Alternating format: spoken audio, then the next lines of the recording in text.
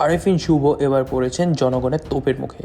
দেশের আগের সরকার পতনের পর অনেকেই বলছেন আরেফিন শুভকে আওয়ামী লীগের দালাল। কারণ হিসেবে দেখা যায় বিনা পারিশ্রমিকে কাজ করেছেন বঙ্গবন্ধু শেখ মুজিবের বায়োপিকে। সিনেমাটি করতে নেননি কোনো টাকা, নামমাত্র 1 টাকা নিয়েছিলেন পরিচালকের কাছ থেকে।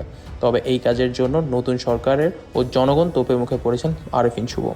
সাকিব খান ও শুভ এর মধ্যে আগে থেকেই রেখেছিল ঝগড়া। একটি সিনেমা নিয়ে তাদের মধ্যে হয়েছিল বাকবিতণ্ড।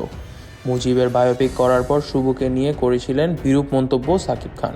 এখন তাই শুভকে এমন তোপের মুখে দেখে বেশ খুশি খুশি মনে হচ্ছে সাকিব খানকে। সাকিব খান এই বিষয়ে এক প্রেস ব্রিফিংয়ে জিজ্ঞেস করলে তিনি বলেন, শুভকে এই বায়োপিক করলেও মানা করেছিলেন প্রমোশন করতে। তবুও আরেফিন শুভকে দেখা গিয়েছিল এই বায়োপিকের প্রমোশনে এবং অনেকটাই সক্রিয় ছিলেন আওয়ামী লীগের বিভিন্ন রাজনৈতিক কাজেও। এইসব বিষয়ে একদমই ভালো চোখে দেখেননি সাকিব খান। যদিও সাকিব খানের কথা শুনেননি শুভ, তখন মানুষের অনেক কিছুতেই তিনি দেননি মন। এবার তাই আরেফিন শুভকে তোপের মুখে দেখে অনেকটাই হাসছেন সাকিব খান। শোনা যাচ্ছে এই বায়োপিক করার জন্য পূর্বাচলে পেয়েছিলেন 5 কাঠার একটি জমি। সেই জমি এইবার ফেরত নিচ্ছে বর্তমান সরকার। কারণ হিসেবে দেখানো হচ্ছে অবৈধভাবে শুভকে দেওয়া হয়েছিল প্লটটি, আর এই প্লটের প্রকৃত মালিক আসলে সরকার। আর সরকারি জমি কখনোই কোনো অ্যাক্টরকে অবৈধভাবে দেওয়া যাবে না। তাই এই বিষয়ে তাকে অবগত করে রেখে তার থেকে নিয়ে নেওয়া হয়েছিল এই প্লট ফেরত। জনগণের সাথে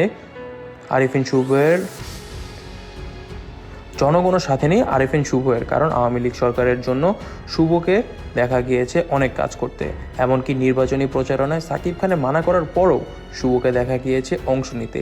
এইসব কারণে জনগণ মোটেও চান না শুভকে নতুন কোনো সিনেমায় দেখতে। অনেকে বয়কট করছে শুভকেও, এমনকি তার আগের সিনেমাকেও জানানো হচ্ছে বয়কট। 5 আগস্টের পর শুভকে দেখা যায়নি বাংলাদেশে। তাকে নিয়ে অনেক সন্দেহ থাকলেও জানা যাচ্ছে তিনি আসলে আছেন ইউএসএতে। তবে মানুষ অনেকেই মনে করছেন আরেফিন শুভ আসলে পালিয়ে গিয়েছেন। তবে গোপন তথ্য আমরা জানতে পারি আসলে 5 আগস্টের আগেই তিনি চলে গিয়েছিলেন ইউএসএতে আছেন তার বাবা মার সাথে একটি বাড়িতে। সেখানে দেখা গিয়েছে কলকাতার অ্যাক্ট্রেস মিমি চক্রবর্তীকেও। তবে দেশে ফিরবেন কবে এই বিষয়ে জানা যায়নি কিছুই। তবে দেশে ফেরার বিষয়ে সাকিব খান তাকে কোনো সাহায্য করবেন না, এই বিষয়টি সাকিব খান জানিয়ে দিয়েছেন সাফ।